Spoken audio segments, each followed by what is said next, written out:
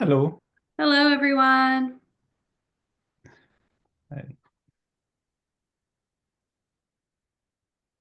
So we're letting people join in. We kind of had allowed the first 4 minutes for some logins and some greetings.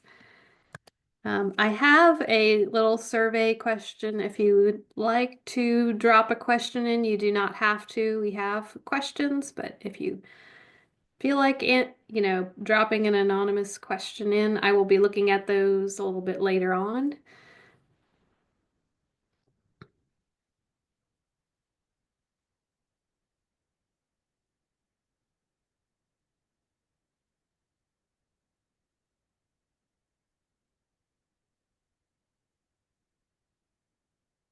So looks like we have 13 with us so far.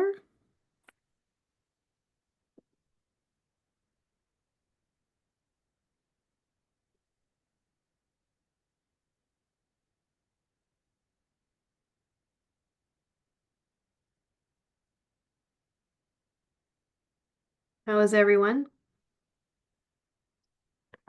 Good. You excited about Pittsburgh? Pittsburgh, yep. Yeah. Some of us have our St. Patrick's Day green on. Mhm.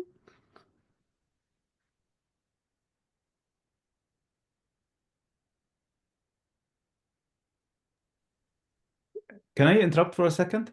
Yeah, go right Yeah. ahead. We're still Yeah, waiting for people probably till about 7:04 before I start okay. my Yeah, I apologize. Like I will have to excuse myself at 7:15. I know that's a very short time, but because of the these days are the Ramadan, the fasting days, and the sunset is at 7:15 these days. Oh, okay. No Yeah. problem. Yeah. So I apologize. Like would have loved to stay for the whole time, but It's totally understandable. thank you.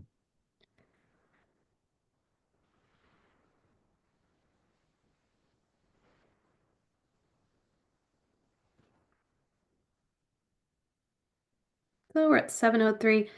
I'll just say I'm Rachel Hopp if you don't know me already. I'm the current PAPS president-elect. One of my key responsibilities in this time is to lead the nominating committee. And so we have the nominating committee on this Zoom call. So that's Abby, she can wave, and Jennifer, and Gilbert. All right, so um, let's see. And I've dropped the thing in a few times and nobody new has come in. Hope we'll get some more. Did we have registration for this, Caitlin, or is it just anybody can just drop in? We had registration, but we also just sent it out to the membership just to make sure if we had any last minute Lucy's that came in. So yeah, I think I could tell you the amount in the chat real quick.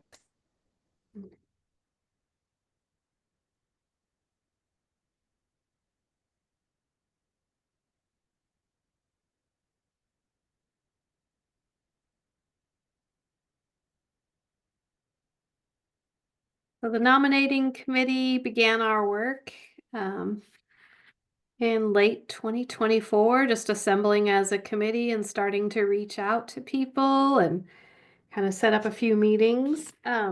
We are also, let's see, wanted to remind you that March 15th, you should have received your election email, the first one, and that has several links on it. If you follow those links, you'll go to the traditional like biographies and pictures. We also gave um, candidates the option to record a video. So I really liked what Melissa did last year as president-elect, having this Zoom, and I wanted to do the videos so each candidate could have kind of their own time to express themselves. And anyway, so then I thought we would do Q&A with just the president-elect candidates. And we have some candidates for other positions here. So if you, let's see, we have, if you're running for secretary, you can wave so we know who's running for secretary. We have Yolanda here. if you're running for Central Regional Director, can wave this time. Okay, very good. And finally, Southern Regional Director. Very good. Okay. And so tonight we're going to just focus on our two candidates. So Carol is our current HAPS secretary, and Carol Britson, and Larry Young, who's our current HAPS steering committee chair. They have very lengthy biographies of achievements, so I'm not going to use this time to go over all of that. But make sure you go check out their videos and so forth. Okay, so we're going to move to the questions, and we want to have both candidates be able to answer each of the questions. And try to keep your answers like to 1 to 2 minutes as best you can. Caitlin's going to be our timekeeper tonight, so she'll let you know when you get to that 2 minutes, if it seems that way. Let's see. What else? And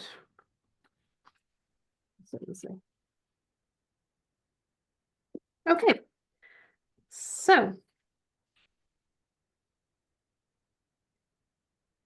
we didn't do any kind of flip a coin kind of thing to decide who goes first. I had thought of that earlier. Does anybody want to do a coin flip? Or do you care who goes first? I'll defer to Carol since she's first on the ballot. We can keep it All alphabetical. right, Carol. This is going to be a really tough question. We're going to start out. No, this is a softball question. So we'll have Carol start with this, and then we'll have Larry with the same response. And we just want to know, what's your favorite HAPS memory?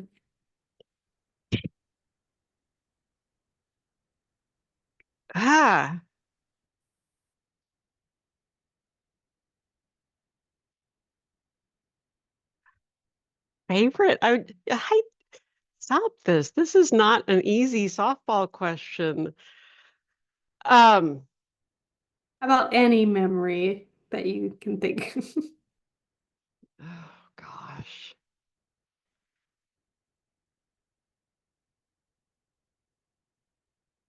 No one memory sticks out, I will say that much. Little snippets of things, have always affected me. Is like in an elevator with Tom Lehman and Ron Garrett, and talking about how I can't really host a meeting because my airport sucks. And then different things, like I just feel like I have so much to learn. How can I share something with all of you? And people giving me funny looks. I'm like, well, I really do feel that way. There's lots and lots of little things. And as I was getting through to the day, just like my HAPS family is not my work department, and those are lovely things.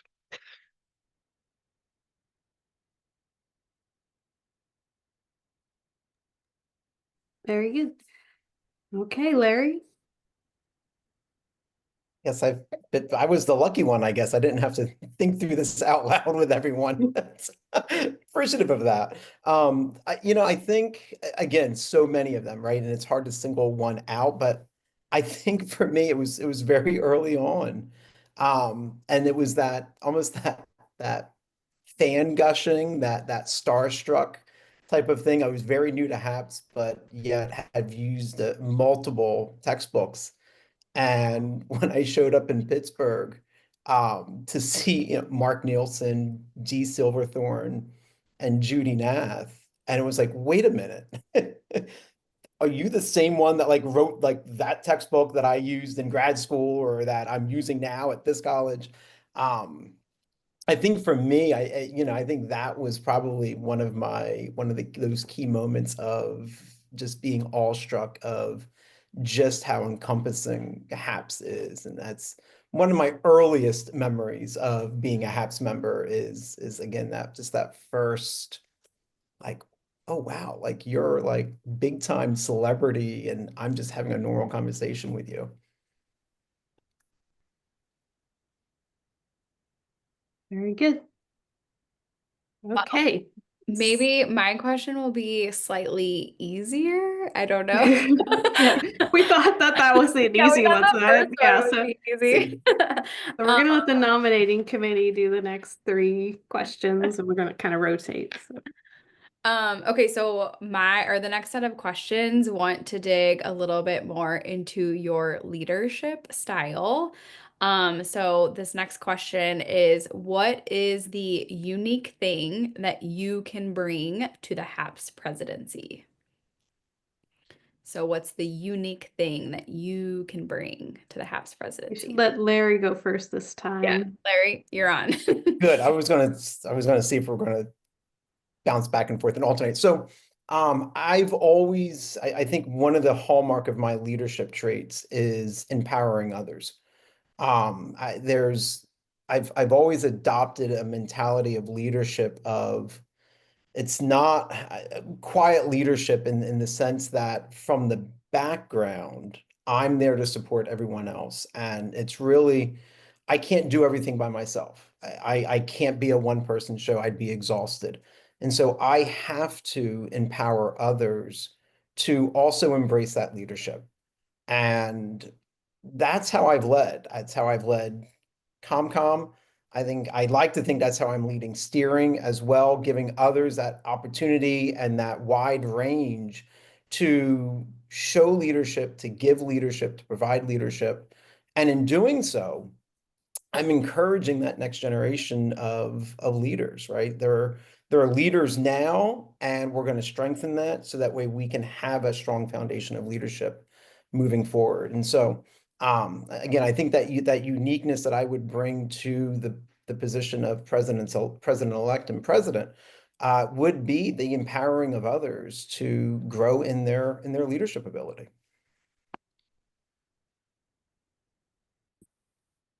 Carol, you're next.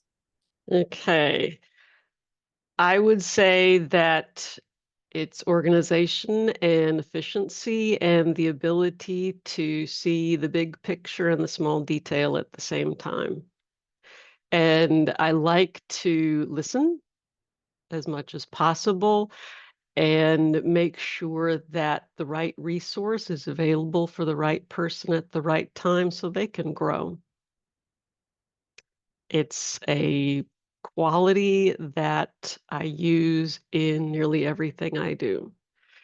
We can achieve so much more when we use our resources and our people at the exact point in time that they can make the biggest impact.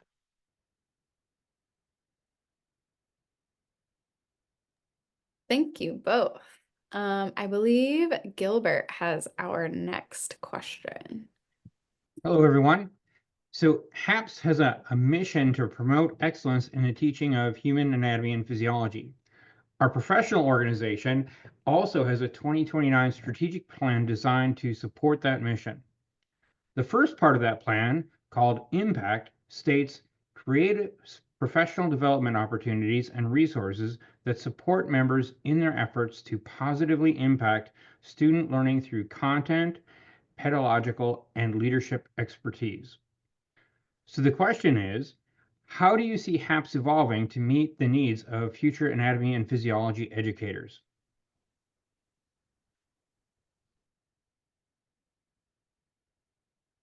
Always listening and always not just sharing in the achievements, but sharing in the frustrations, because I think the frustrations are what hold us back individually and as an organization. And whereas I might not be frustrated or worried about the impact of AI on teaching of A&P, others are.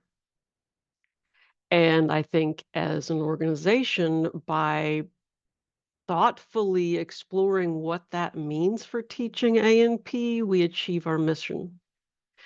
I am also a very strong supporter of the HAPS Educator as a journal. And to know that there is an outlet for me to share all of the different things that I do and my students are working on and communicate that way has been a game changer for my career.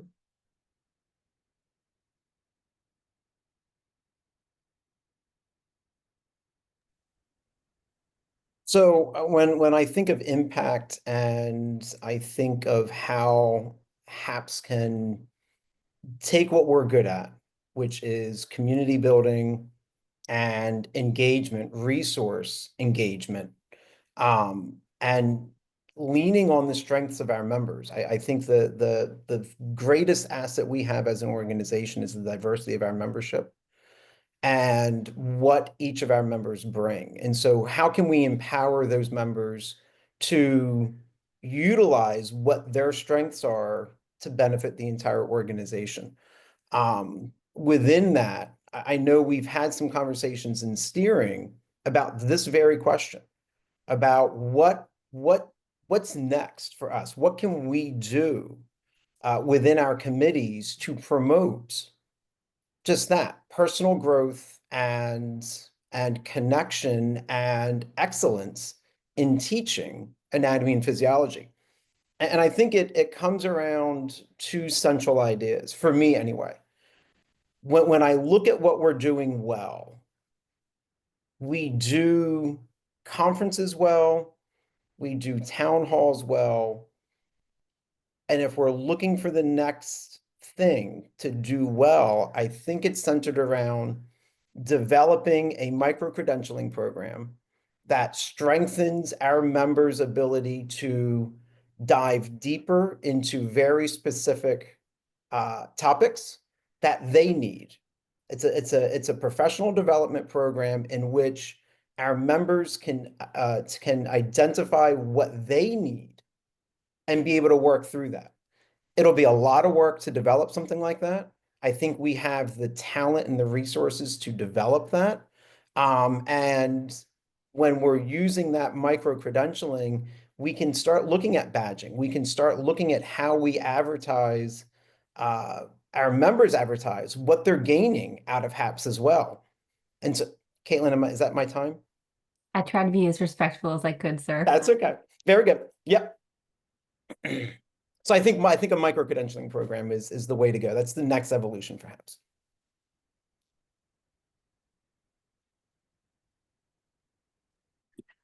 All right. I think I'm up next. Can you guys all hear me okay? Great. So I guess in the taking turns, Larry, you'll go first for this one. So continuing with sort of HAPS, we had mission, statement about the mission, now about the strategic plan. So part 2 of HAPS strategic plan is called member recruitment and retention. And it states that HAPS will create an environment in which all faculty who teach A&P are welcomed. So that leads to the question, how do you plan to approach DEI in HAPS with the general trends of the current administration? Well, that's not a loaded question at all. Not at all. So we have to, as an organization, continue our efforts and our outward promotion of supporting members in diversity, equity, and inclusion. And I think we need to be more bold and powerful in saying the words diversity, equity, and inclusion, because that does encompass everyone. There is room in this organization for all spectrum ideas and beliefs, right? We need to be able to provide that program and that safe space that's going to allow all of our members to grow. Some members are going to take a little bit longer to grow. Some members are going to be more willing to, but we have to at least provide the space. Diversity, equity, and inclusion is an ethos of who we are. It's embedded, it's ingrained in our own fabric of who we are foundationally. And we've got to continue that push to not hide it. Now, I'm going to be very honest with you. I know a lot of members are right now afraid They don't know how much they can do around diversity, equity, inclusion. They don't know if they can include it on their CVs. They don't know if they're going to get dinged by their institutions because they're involved in the DEI committee, or they're presenting a workshop, or that they can even go to the conference because we do promote our diversity, equity, inclusion. And so I think there are things that we need to look at as an organization. There are some tough conversations that we need to have within the next year and a half, 2 years around diversity, equity, and inclusion. But by no means do I think we need to back down on our acceptance and belief around the importance around diversity, equity, and inclusion. We have to find a way to circumvent the current political nature to be able to go ahead and do what's best for our colleagues, our members, and the students that they're going to engage in. Thanks, Larry. Carol?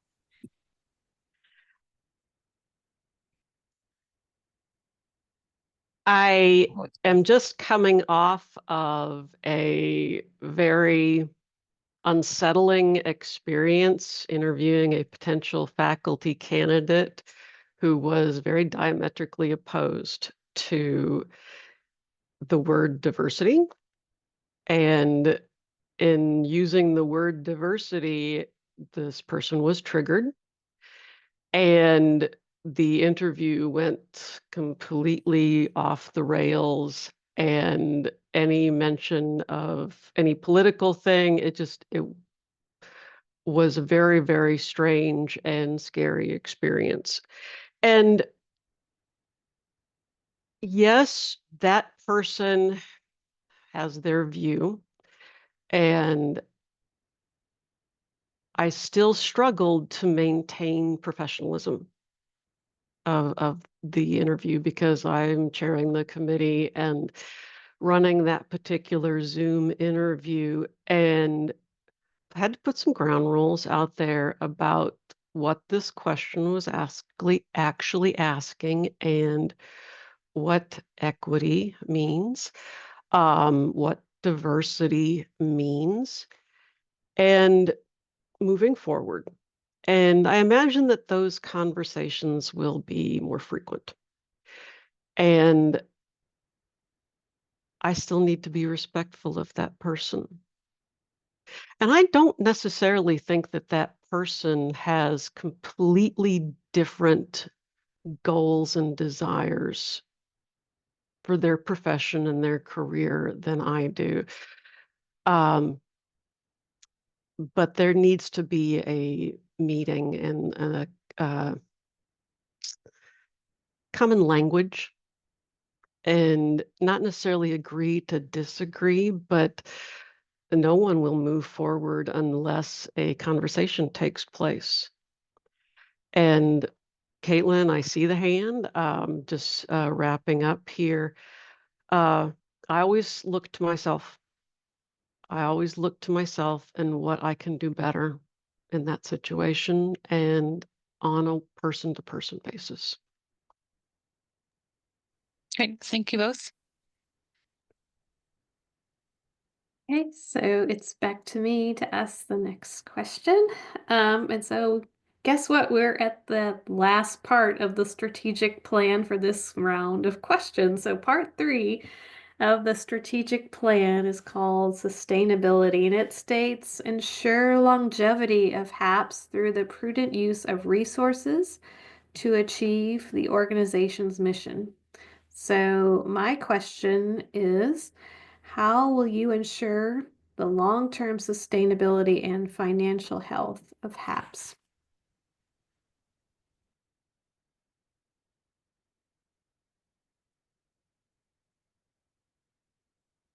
I don't spend a dime without thinking about it. And that's just not my money. It's any organization that I'm a part of. I was treasurer of my church for 15 years, and in that time was able to look long-term ahead so that we had, even for a church of 45 members on a good day, had about 150,000 in reserves to do some structural repairs to our buildings. without going into debt.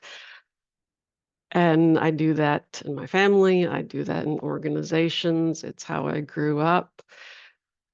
We'll spend the money if there's a genuine need for it, and we're going to be using the thing that we're buying and not extra.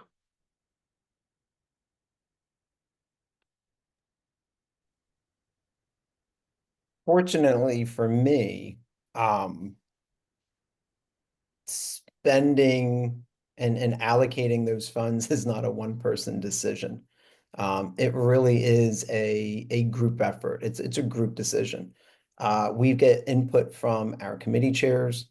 We get input from our finance committee. We get input from our treasurer. We have those conversations at the board level. And a lot of that, I think, where I would come in as president would be to lead those conversations about identifying key components, key initiatives that are going to allow us to grow as an organization. Leading those conversations about where are we going to be in 5 years? Where do we want to see ourselves in 5 years? And how can we best utilize the gifts and the resources that we've been given to get to that goal? And allow those conversations to come out of those brainstorming and ideating sessions is where I can help facilitate where those resources are best used.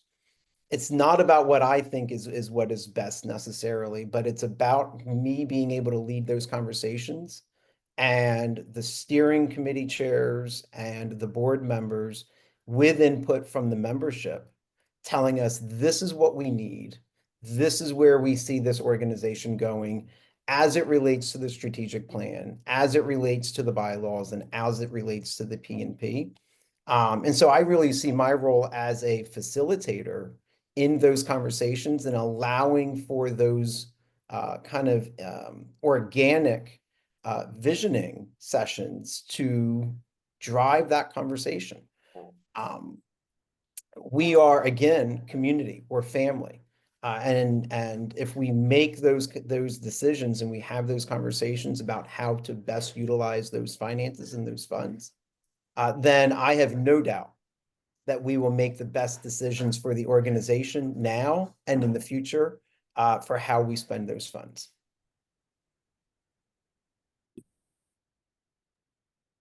Thank you both. It looks like we had a submission on the Zoom survey. So a question that came in was, in what ways would you like to grow HAPS as an organization in the next couple of years?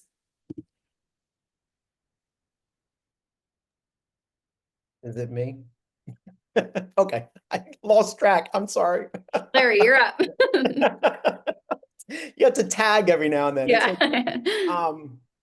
So I think we have, as an organization, we have a great potential for growth. And some of these conversations have already started, but I think we need to be more intentional about looking at where we can grow as an organization as far as membership.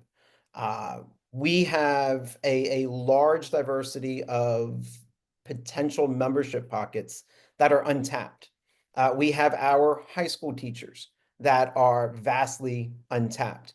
We have a large pocket of community college instructors that are untapped. We have opportunities to be more intentional about partnering with HBCUs and Hispanic serving institutions. We have the potential to really grow our membership and the benefit of that, the growth, the potential benefits of that means greater diversity of thought, greater representation, greater ability to ideate about really understanding what is needed within our classrooms, what is needed for our membership to serve, to teach, to engage the next generation of students that are coming forward. And the more diverse we are and the greater the span of institutional types that we can gain membership from, the more prepared we're going to be to meet every aspect of that strategic plan, whether it's a membership, whether it is inclusivity and diversity, whether it's the financial stewardship. If we grow the population, if we grow our membership, and we look for those intentional areas where we are underserving currently, I believe everything will fall in place.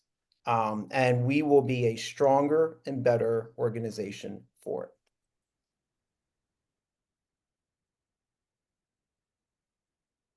I would like to be able to tap into the curriculum alignment meetings that community colleges have every 5 years within not all states, but within most states. More than half of the states now have a curriculum alignment with their A&P courses and all of their community college courses. And I want that meeting of instructors in those disciplines to be a place where HAPS is promoted. I would also like department chairs and division chairs, when they are searching for new instructors or for adjuncts to be teaching A&P, that part of the packet that they give to new faculty is, here's some information about HAPS. Here's the next or nearest HAPS member who'd like to talk to you. Because I don't think that it can be done unless we have HAPS members who are willing to go out and have those conversations. So curriculum alignment, division chairs, people having conversations.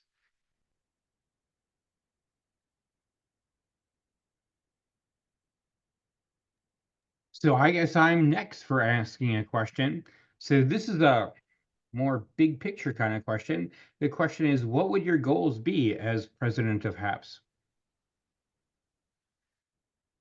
I would like to have the HAPS educator be indexed in more services. I would like the number of submissions to the educator, as well as submissions to getting the teaching tips, getting the blog back up and being a regular part of communication. I would like individual instructors to know that they are not alone. Because even at an R1, you might be the only person teaching A&P, and it just seems like you're out there all by yourself, and nobody at the university seems to care that you're teaching A&P, but HAPS cares. HAPS wants you to do well at your job. And those are the things that I want to promote. Had a conversation today with a colleague who was on the planning team for the Southern Regional Conference that we just hosted. And, he said, he goes, Larry, he goes, I'm thinking about going to Pittsburgh. Now, was not a HAPS member before.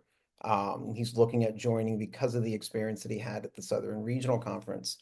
And he said, he goes, it was refreshing to see other people outside of Florida Southern College sharing the same passion and interests that I have and that we hold true as an organization and as an institution. And it was even more amazing to see the fresh spins of the ideas that other people had. And I think of that conversation that I had today and how that parlays into the question that was just asked. Two things I would really focus in on. How do we increase professional development opportunities? How do we empower our members to do just that, right? Inspire others and allow them that room to ideate about what they're currently doing. Part of that is maybe centered around that micro-credentialing type of program, increasing somehow maybe the town halls that we are offering, something outside of the annual conference. Maybe it is trying to recruit and do more regionals on an annual basis to try to go ahead and drum up that excitement. engagement has to be a cornerstone of that. How do we more engage our members? That would be a focus. The second focus for me would be exactly what I was just talking about, the question before, and that is growing our membership, tapping into those pockets of underserved communities, both institutional types and people pockets, right, that are underserved, and inviting them in, letting them experience who we are as an organization to be able to benefit us as a whole organization by increasing that diversity of institution and people power.